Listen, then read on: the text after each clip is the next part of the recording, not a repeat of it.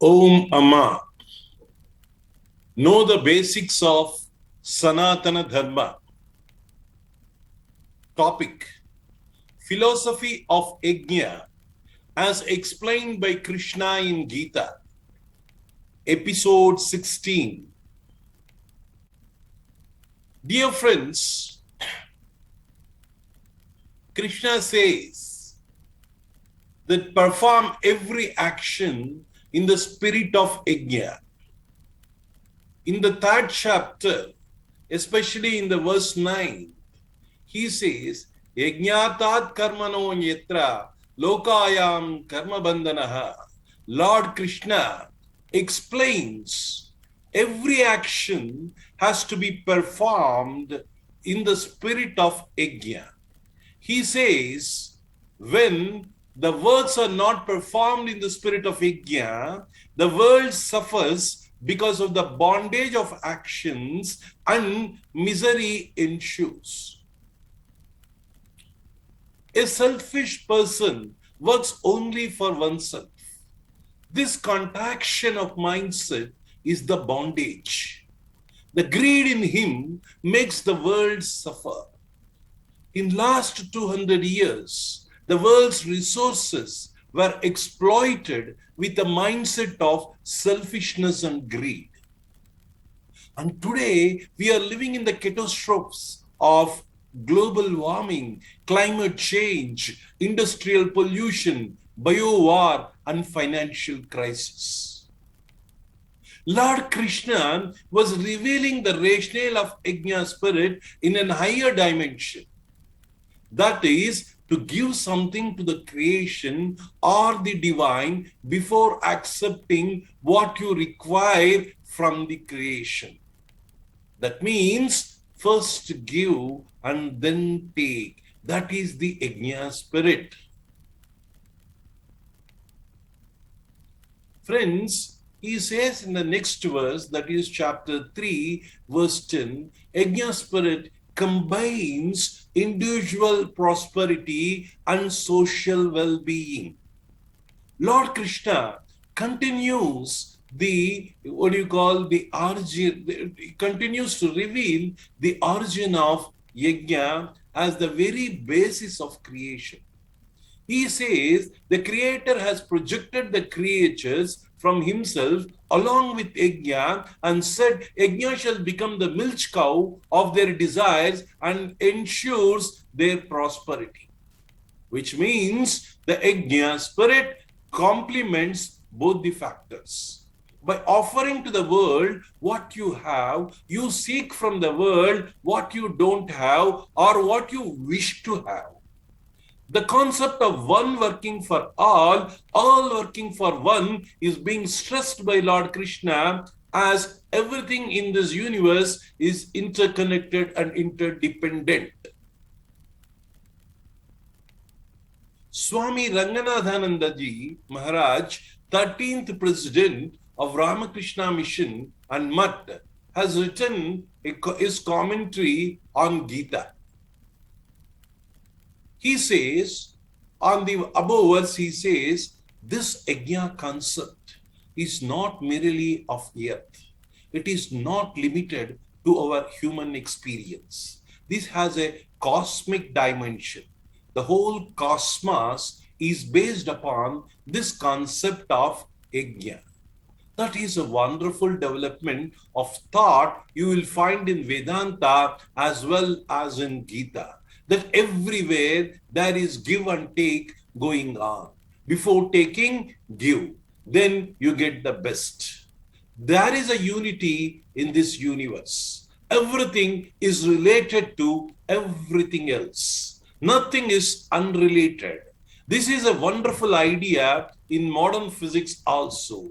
The event taking place in any part of the world affects the whole world.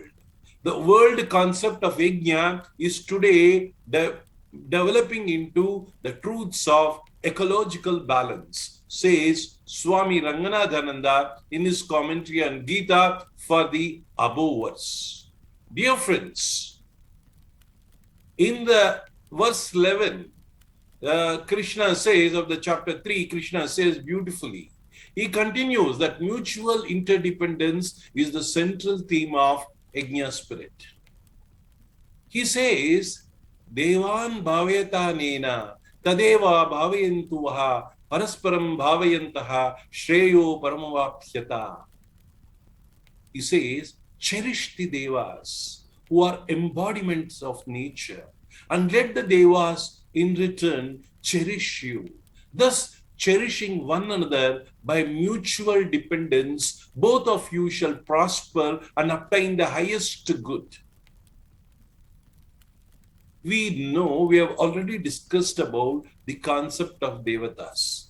Devas are the higher beings who control the nature and are considered as the very embodiment of the nature, or the divine, or the God, or the Brahman. The cat is powerful than the fish. The dog is powerful than the cat. Elephant is powerful than the dog. Similarly, devas are considered to be powerful than the human beings. Every living being depends upon the nature or other living beings directly or indirectly for its survival, and is a part of the creation. Mutual interdependence is the way to progress, and not isolation. Not by exploitation, not by confrontation. This is the fundamental law on which the whole universe is built and designed. Dear friends, we water the plant, make it grow. When it becomes a tree, it gives us shade, it gives us fruits, it gives us good breeze. If we protect the forests and rivers protect us in return by bringing us abundance of rain. Similarly, if we adhere to the system gives us comfort level and protects us. If a business concern offers its best services and products to the customers, the satisfied customers in return sustain and enrich the enterprise. If we pay taxes, the government in turn has to look after our welfare. If we protect Dharma, Dharma protects us. Dharmo rakshati rakshitaha. Dear friends, Krishna again says in verse 12 and verse 13, he explains the rationale of Yagna in 2 verses. Calls a person as a thief who behaves selfishly and only exploits the gifts given by the nature, the devas, without offering them back to the nature. After performing the yajna, the performer of the yajna, the yajamana, eats the remnants of the offering as prasada or yajna shishtana. Yesterday, we discussed this in the episode 15 about the introduction to yajna. We take back from the nature without giving back, we will suffer. If we take back from the nature without giving back, we will suffer. Today, we are realizing this principle by experiencing the evils of consumerism, over technology, increasing industrialization, environmental imbalance, financial crisis, and recently bio-war. Dear friends, Krishna wonderfully explains the wheel of Yagna in next 2 verses, that is verse 14 and verse 15. Gives a conclusive advice that if anyone does not follow the wheel of Yagna, which was set in motion since the beginning of creation, and only delights in senses, lives in vain and a evil doer. He says that after explaining the wheel of karma in verses 14 and 15, and finally gives a conclusion that whoever is not following the wheel of dharma, wheel of yajna, their life is waste. So let us see what he is talking about, the wheel of yajna. living beings come forth from the food. Food is produced because of rain, and the rain is produced by our acts of yajna. This yajna is the result of selfless actions offered back to the nature in the spirit of yajna. Now, in the verse 15, these selfless actions have arisen from the Vedic knowledge of the seeds. The Vedic knowledge has manifested from ultimate reality, that is Brahman. Hence, the ultimate reality is eternally centered in the yajna. Creatures cannot be separated from the creation and is always connected to it. The wheel of creation is always in motion, and the interconnection between the largest planet and the smallest worm exists for eternity.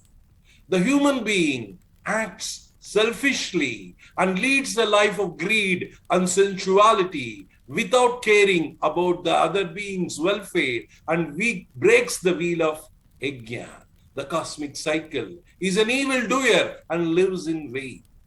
Dear friends, let us look into this small diagram. So, from the Brahman, the God, the Vedic knowledge came out. From the Vedic knowledge, the enlightened actions, selfless actions came out. That is the spirit of yajna. By doing yajna, pouring oblations in the fire is just symbolic. But the spirit is what Lord Krishna is talking about. He says, by doing yajna, the rain and resources will be plenty. With the rains, the food will be in abundance. And with that abundance, the living beings prosper. So living beings again doing yajna, it reaches the divine, and from there again the Vedic knowledge, the selfless actions of yajna, the rain, the food, and then the prosperity of the living beings. So each one is interconnected. This is the cosmic wheel, the wheel of yajna. When we don't follow this cosmic wheel that was set in motion by the Creator, we will be in trouble, at which we are seeing and we are reaping the consequences. Dear friends, Mata Amritanandamayi Devi, Amma says beautifully, God doesn't need any yagas. It is a man who benefits from them. Yagas purify the atmosphere. There is, however, a principle behind these ceremonies. When we offer something that we are attached to into the sacrificial fire, it is equal to serving that attachment. The biggest yaga takes place when we sacrifice our ego for the love of God.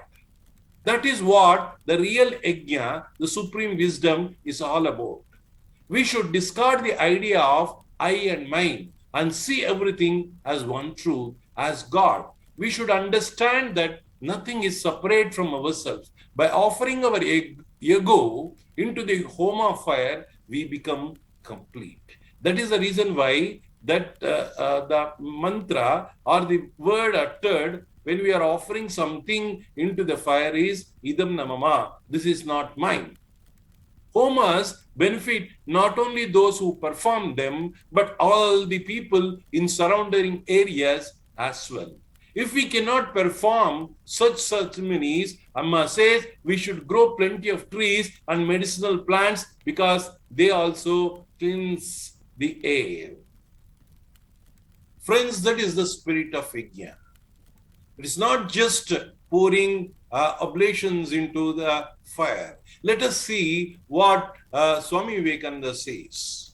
Beautifully, sacrifice your life for the good of others. Sacrifice means tyagam. That is the spirit of yajna. And go round to the doors of the people, carrying this message of fearlessness. Arise awake and stop not till the goal is reached. He says, instead of sacrifice of pouring oblations into the fire, perform this one great sacrifice day and night. That is the sacrifice of your little self, that is ego. Tyaga and seva. That is the mantra that Swami Vivekananda gave to this nation. If we take care of those two principles, Tyaga and Seva, we are doing Yagna. Everything becomes the Yagna. The life becomes Yagna. And whole thing becomes a prosperous cosmos. This is the concept of Yagna. This is the rationale. This is the philosophy of Yagna as explained by Krishna in Gita. In the next episode, dear friends, we will discuss about the doctrine of Panchamahayagnas, which is central to our culture. Om Lokaha Samastaha Sukhino Bhavantu. Om Shanti Shanti Shanti. Om Shri Gurubhyo Namaha.